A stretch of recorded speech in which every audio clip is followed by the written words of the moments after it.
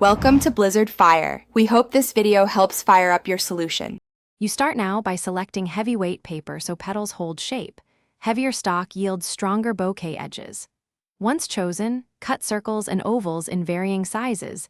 This creates layered blur. You should make a simple petal template and mark the center and fold lines because consistent folds shape highlights later.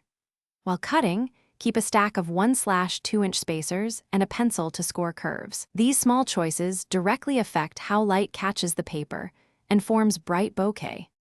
You now build the flower by gluing petals in staggered layers. Offset placement creates overlapping light shapes and stronger bouquet. Once a base is set, curl tips with a dowel or spoon. Curled edges reflect points of light and form crisp highlights in the blur. You should add thin vellum or translucent scraps behind top layers where you want softer glow. This diffuses light gradually. While assembling, check against a lamp to preview how edges and translucency translate into bright or soft bouquet. You finish by arranging flowers in front of small point lights. Place them about 1 to 3 feet from the lights to get larger bouquet circles. Distance controls size.